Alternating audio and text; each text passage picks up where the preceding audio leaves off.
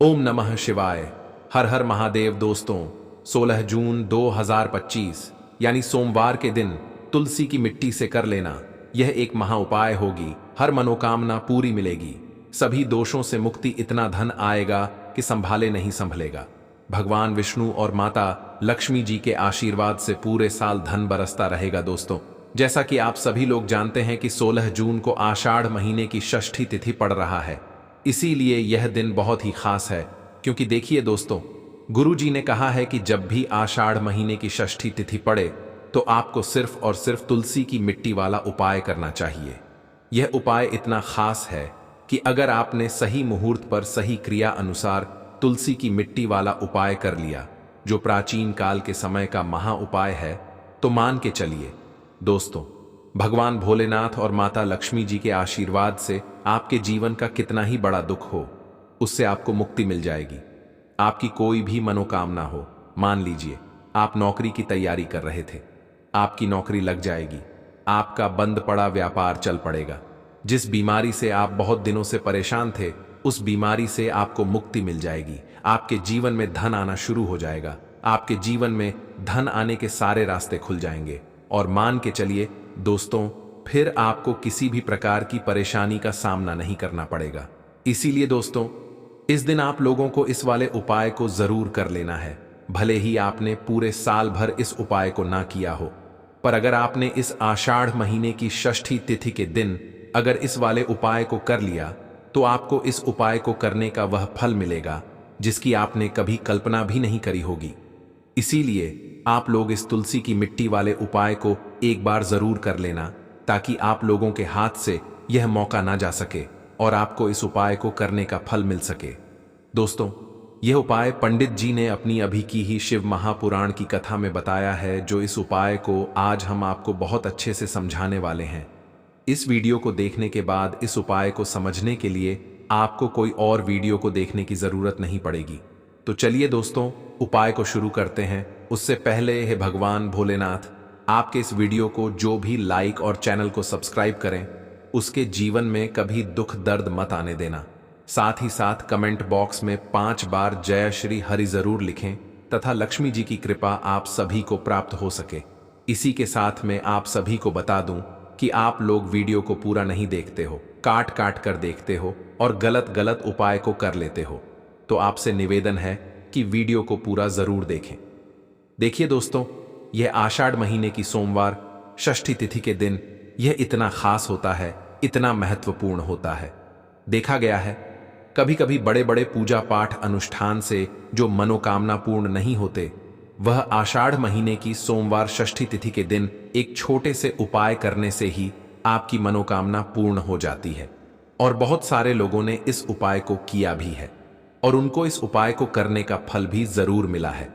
अगर आप लोग भी इस उपाय को करना चाहते हैं, तो आप इस उपाय को पहले अच्छे से समझ लेना, सुन लेना, उसके बाद करना।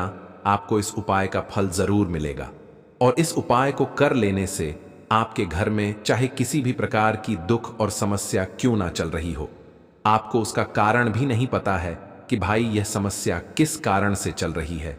उसका कुछ भी कारण हो सकता है, जैसे पितृदोष हो सकता है या किसी भी तरह का मंगल दोष भी हो सकता है। तो इस दिन आप लोगों को यह वाला उपाय कर लेना है। यह एक ऐसा उपाय है जिस उपाय को अगर किसी विशेष दिन पर किया जाए, तो भाई उस विशेष दिन का जो है वह तो हमें मिलता ही मिलता है।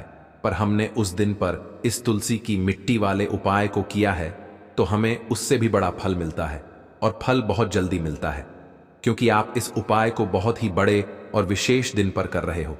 तो चलिए अब उपाय के बारे में बात करते हैं, लेकिन उससे पहले आप लोगों को यह जानना आवश्यक है कि आखिर यह उपाय किस समय करना है, किसको करना है और कैसे करना है। तो चलिए हम आगे आपको वीडियो में एक एक करके बता देते हैं। तो दोस्तों, इस तुलसी की मिट्टी वाले उपाय को हमें इस आषाढ़ महीने की सोमवार षष्ठी तिथि के दिन कैसे करना है, किसको करना है, किस समय करना है और कहां पर करना है, ये सारे सवालों के जवाब आपको इस वीडियो में मिल जाएंगे। और जो ये वीडियो देखेगा भाई, उसको तुलसी की मिट्टी वाला उपाय जरूर करना चाहिए, क्योंकि इस दिन शत्रुओं और किसी भी दोष, किसी भी बीमारी से मुक्ति पाने के लिए तुलसी की मिट्टी का बहुत ही बड़ा और विशेष महत्व होता है। और जब बात आ जाए तुलसी की मिट्टी की, तो यह सोने पर सुहागा वाली बात हो जाती है और यह एक बहुत ही बड़ा उपाय हो जाता है। अब दोस्तों, इस तुलसी की मिट्टी वाले उपाय को आखिर करना किसको है? सबसे पहले हम लोग वह बात जान लेते हैं।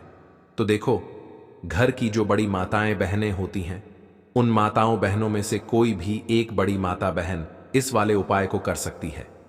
और दोस्तों, अगर आप चाहे तो अपने घर में से सभी सदस्यों को भी इस उपाय को करवा सकते हैं। अगर किसी व्यक्ति की खुद की कोई मनोकामना है, खुद की कोई दुख और परेशानी है जो कि वह अपने लिए ही करना चाहता है, इस वाले उपाय को तो वह खुद अपने लिए भी कर सकता है।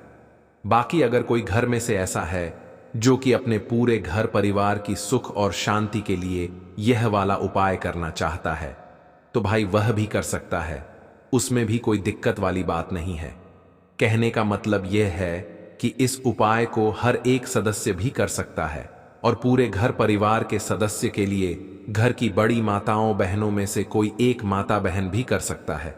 माताएं बहनें अगर घर में उपस्थित ना हो या वह यह वाला उपाय ना कर पा रही हो, तो फिर घर का कोई बड़ा सदस्य भी इस तुलसी की मिट्टी वाले उपाय को कर सकता है। चाहे फिर वह पुरुष ही क्यों ना हो, उसमें कोई भी दिक्कत वाली बात नहीं है। अब दोस्तों, तुलसी की मिट्टी वाले उपाय को हमें करना कहां पर है? देखो, इस उपाय को हमें मंदिर में ही करना है। बहुत सारे लोग प्रश्न करते हैं, हर एक उपाय को करते समय क्या हम इस उपाय को घर पर या मंदिर में कर सकते हैं? देखो, तो इस वाले उपाय को आप मंदिर पर करोगे तो अच्छा रहेगा, घर में नहीं करना है इस वाले उपाय को। उसके बाद में दोस्तों, जो अगला प्रश्न निकल कर आता है वह यह आता है इस उपाय को लेकर कि आखिर इस उपाय को हमें किस समय करना है, सुबह के समय करना है कि शाम के समय करना है? तो देखो, इस वाले उपाय को आप लोग सुबह के समय भी कर सकते हो और शाम के समय प्रदोष काल में भी कर सकते हो। अब अगर आप पूछो कि भाई साहब, सबसे उत्तम समय कौन सा रहेगा इस तुलसी की मिट्टी वाले उपाय को करने का, तो हम आपसे बस यही कहेंगे कि इस उपाय को आप शाम के समय करेंगे तो ज्यादा बेहतर होगा, क्योंकि आषाढ़ महीने की सोमवार षष्ठी तिथि के दिन है और इस दिन प्रदोष काल के बहुत महत्व होता है। बाकी अगर सुबह के समय भी करेंगे तो भी अच्छा होगा, उसमें कोई भी दिक्कत वाली बात नहीं है। तो अब दोस्तों, जो अगली सबसे बड़ी और महत्वपूर्ण बात आती है वह यह आती है कि सुबह अगर हम उपाय को करेंगे तो हमें कितने बजे से लेकर कितने बजे तक के बीच में करना है, और शाम के समय प्रदोष काल में करेंगे तो हमें कितने बजे से लेकर कितने बजे के बीच में करना है। तो देखो, सुबह जितनी जल्दी हो सके आप उपाय को करने की कोशिश करना। बाकी अगर किसी कारणवश लेट भी हो जाओ, थोड़ी देर भी हो जाए, तो देखो सुबह जितनी जल्दी हो सके कि आप उपाय को करने की कोशिश करना। बाकी अगर किसी कारणवश लेट भी हो जाओ, थोड़ी देर भी हो जाए, तो 10 या 11 बजे तक भी आप उपाय कर लेना, पर 12 बजे से ज्यादा देरी ना हो। ठीक है, इस बात का ध्यान रखना। उसके बाद में दोस्तों, अगर शाम के समय प्रदोष काल की बात करें, प्रदोष काल का जो समय है होता है वह शाम के 6 बजे से शुरू हो जाता है। मतलब शाम के 6 बजे से लेकर 7 बजे के बीच का जो समय होता है, यह समय प्रदोष काल का समय होता है। इस उपाय को 7 बजे या 8 बजे के बीच में भी कर सकते हो। मतलब शाम के 6 बजे से रात 8 बजे के बीच में आप कभी भी इस वाले उपाय को कर सकते हो, उसमें कोई भी दिक्कत वाली बात नहीं है। परंतु 16 जून आषाढ़ महीने की सोमवार षष्ठी तिथि के दिन कोशिश करना कि समय के अंतर्गत ही कर लो। किसी कारणवश ना कर पाओ तो थोड़ा देरी से भी कर सकते हो। तो चलिए, अब हम अपने सबसे पहले उपाय की बात कर लेते हैं। तो देखिए, धन को लेकर अगर आप बहुत परेशान रहते हैं, क्योंकि आपको बता दें, माँ तुलसी जो है ना, ये माता लक्ष्मी का ही स्वरूप है। तो तुलसी से जुड़ा उपाय जब आप करते हैं तो धन संपदा की कभी आपके घर में नहीं कमी होती है, आपके जीवन में कमी नहीं होती है, और साथ ही साथ धन संपदा ऐसे बढ़ती है कि उसे आप संभाल नहीं पाते हैं। माँ लक्ष्मी की कृपा आपके घर पर हमेशा बरसती है जब आप सोमवार वाले दिन तुलसी के पौधे से जुड़ा हुआ यह उपाय कर लेते हैं।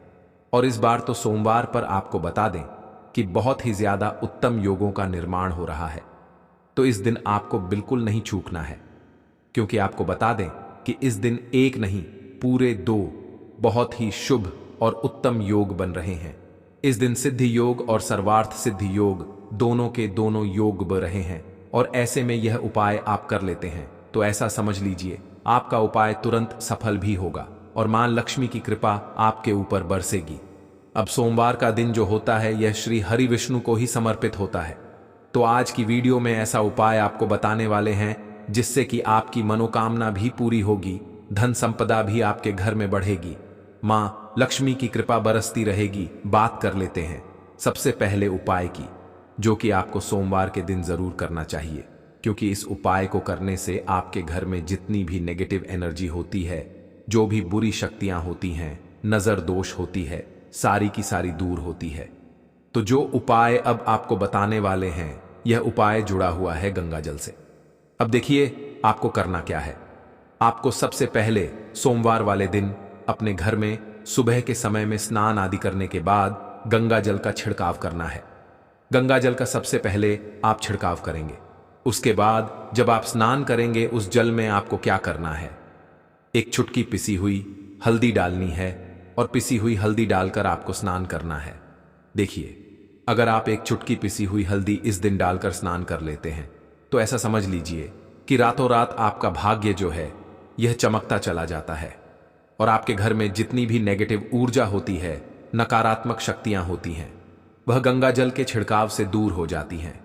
तो सोमवार का दिन बहुत ही शुभ और उत्तम है और इस दिन यह उपाय करने से ऐसा समझ लीजिए आपको आपके भाग्य का साथ मिलने लगेगा और आपके भाग्य में जो दुख हैं, कष्ट हैं, वह आपके जीवन से बहुत जल्दी दूर करना कहां पर है।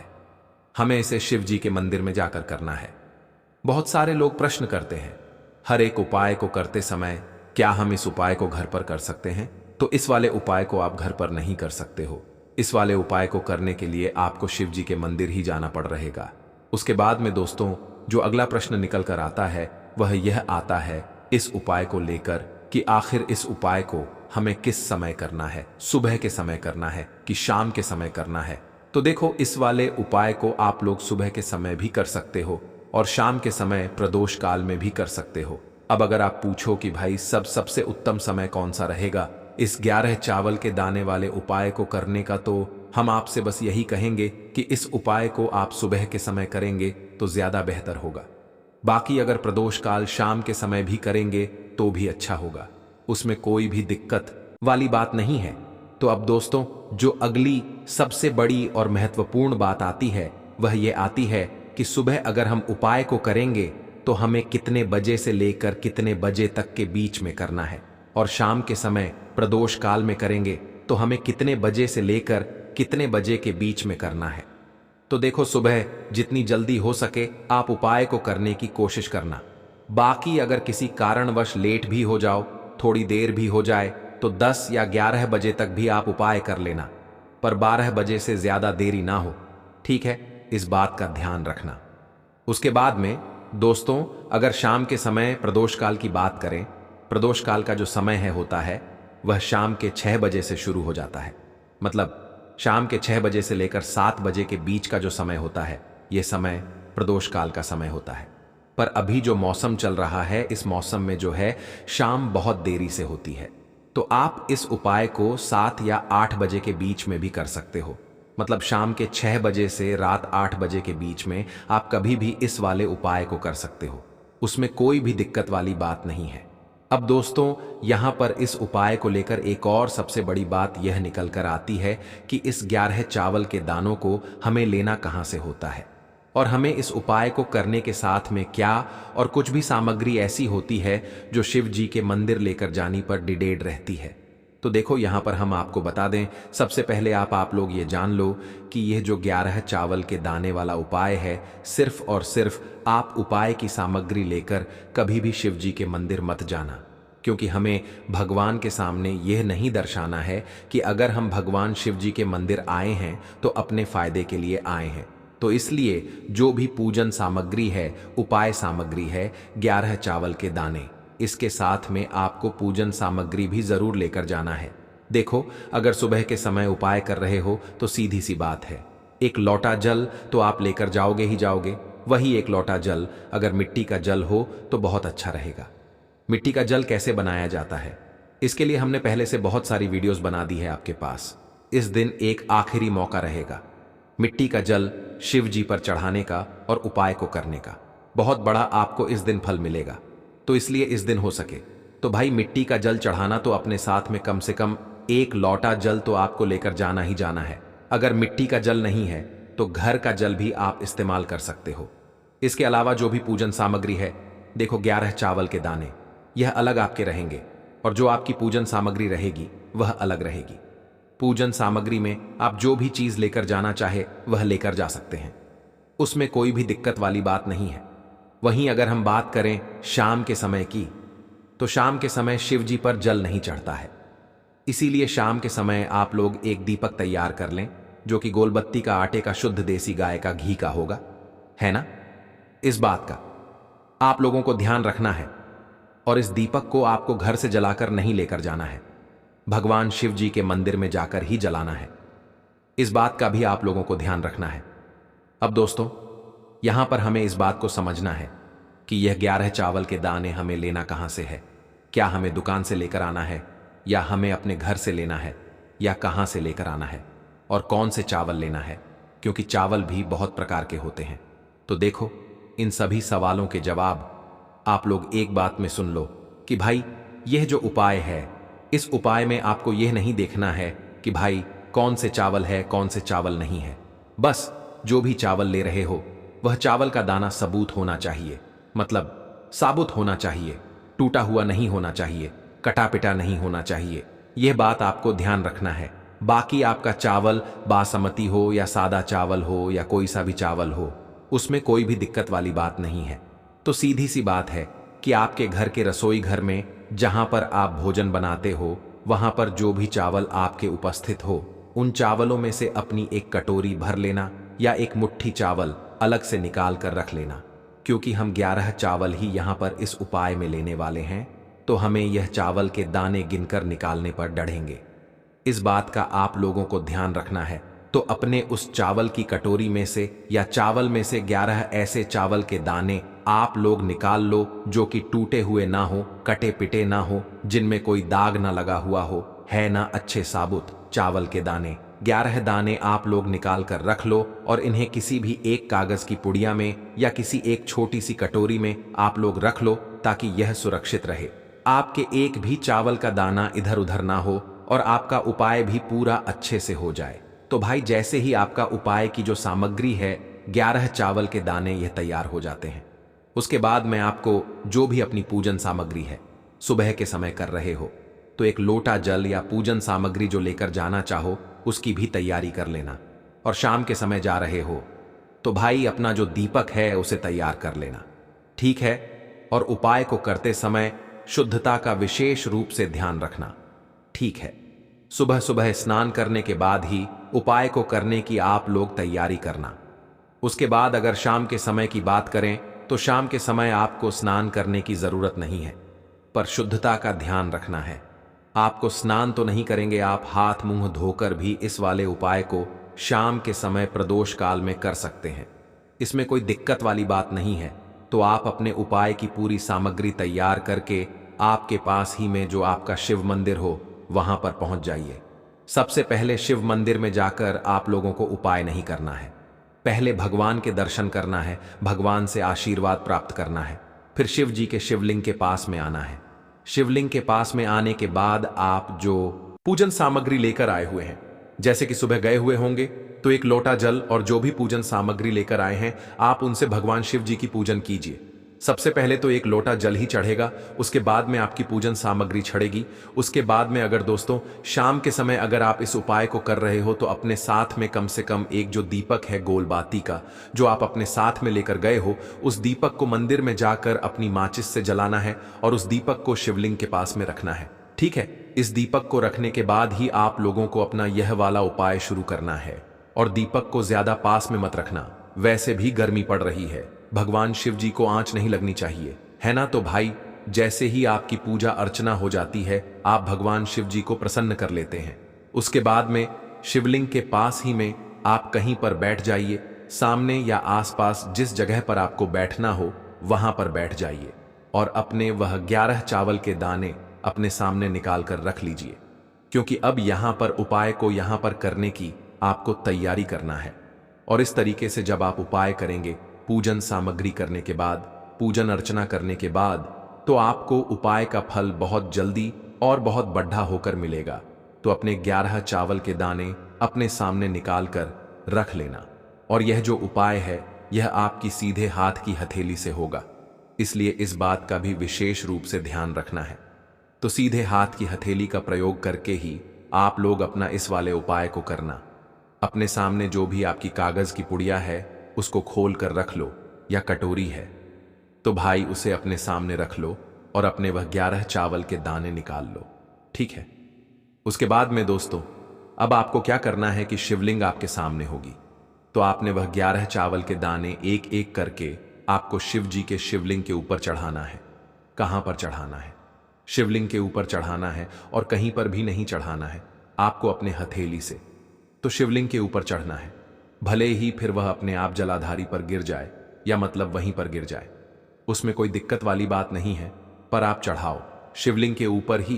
तो आपको क्या करना है, अपना पहला चावल का दाना उठाना है, श्री शिवाय नमस्तुभ्यम बोलना है और शिवलिंग पर चढ़ा देना है। इसी तरीके से दूसरा चावल का दाना उठा है, शिवलिंग पर चढ़ाना है और मंत्र बोल देना है। और फिर तीसरा चावल का दाना उठाना है, श्री शिवाय नमस्तुभ्यम बोलना है और चढ़ा देना है। इसी प्रकार से आपको पूरे 11 चावल के दाने एक एक करके शिव जी के शिवलिंग के ऊपर चढ़ाना है और भगवान से प्रार्थना करते जाना है। मतलब प्रार्थना तो आपको आखिरी में करना है, पर हर एक चावल के दाने को चढ़ाते समय श्री शिवाय नमस्तुभ्यम जरूर बोलना है। उसके बाद ही में यह चावल का दाना शिवलिंग के ऊपर आपको चढ़ाना है। जैसे ही आपके 11 चावल के दाने शिवलिंग के ऊपर 4 हैंच जाते हैं, तो भाई उसके बाद में आपको क्या करना है, भगवान से अपनी मनोकामना बोलना है। मनोकामना भी कब बोलना है? जब आपका 11 चावल का दाना आपके सीधे हाथ की हथेली में हो और आप उसे चढ़ाने के लिए जा रहे हो। श्री शिवाय नमस्तुभ्यम बोलकर उस आखिरी चावल के दाने को शिवलिंग के ऊपर चढ़ा देना और भगवान से फिर अपनी वह मनोकामना बोल देना, जिस मनोकामना के लिए आप लोग अपना यह वाला उपाय कर रहे हो। जिस भी दुख और परेशानी के लिए आप लोग अपना यह वाला उपाय कर रहे हो, उसके बाद में जैसे ही आप अपनी मनोकामना बोल देते हो, आपका यह वाला उपाय पूरा हो जाता है। पर दोस्तों उपाय को करने के बाद आप लोगों को 2 मिनट भगवान शिव जी के मंत्र का जाप जरूर करना है। और मंत्र का जाप करने के बाद भगवान से एक और बार प्रार्थना करना है अपनी मनोकामना के लिए, या अपनी जो भी दुख और परेशानी है उसके लिए। इसके बाद में आप लोग भगवान को देखकर भगवान से प्रार्थना करके उनसे आशीर्वाद लेकर वहां से उठ सकते हैं और अपने घर पर जा सकते हैं। बस दोस्तों यहां पर यह वाला उपाय पूरा हो जाता है। इस तरीके से जो भी व्यक्ति छोटी छोटी चीजों का ध्यान रखते हुए इस 11 चावल के दाने वाले उपाय को करेगा, निश्चित सी बात है उसे उसकी मनोकामना जल्द ही पूर्ण होगी, और जो भी दुख और परेशानी है वह भी बहुत ही जल्दी दूर होंगे। और दोस्तों अगर आपको हमारी यह वीडियो पसंद आई हो तो हमारे इस वीडियो को लाइक और चैनल को सब्सक्राइब जरूर करें। हर हर महादेव, ओम नमः शिवाय आपको लेना है। एक गोल बाती का दीपक आप चाहे तो मिट्टी का ले सकते हैं, या फिर घर से शुद्ध आटा मढ़कर उसका दीपक आप तैयार कर सकते हैं। इसके बाद आपको लेना है शुद्ध गाय का घी। अगर वह नहीं है तो कोई भी देसी घी इस्तेमाल कर सकते हैं, जिससे आपको दीपक प्रज्वलित करना है। देखो अब यह सब सामग्री लेकर आपको जाना है। प्रदोष काल में आपके घर पर तुलसी जी के घेरे के पास में देखो, यह उपाय तो आपको अवश्य करना है। देखो वहां पहुंचकर सबसे पहले वह दीपक आपको प्रज्वलित कर देना है और ओम नमो भगवते वासुदेवाय नमः का 11 बार जाप करना है। उसके बाद आपको अपने सीधे हाथ में थोड़ी हल्दी लेकर उस दीपक में अपना नाम और गोत्र बोलते हुए डाल देना है। उसके बाद माता लक्ष्मी से आपको प्रार्थना करना है कि हे महालक्ष्मी, हमारी सभी दुख तकलीफों को दूर करो। हे महादेव, हमारे सब दुख कष्टों को खत्म करो। इस भावना से आपको यह उपाय करना है। चलिए अब बात कर लेते हैं दूसरे उपाय की। दोस्तों आप सभी जानते हैं कि सोमवार का दिन समर्पित होता है भगवान महादेव को, यानी कि भगवान पार्वती को सोमवार का दिन समर्पित होता है। और जब भी हम शिवलिंग के ऊपर कोई भी उपाय करते हैं तो इससे हमें एक साथ भगवान महादेव की और पार्वती की कृपा प्राप्त हो जाती है।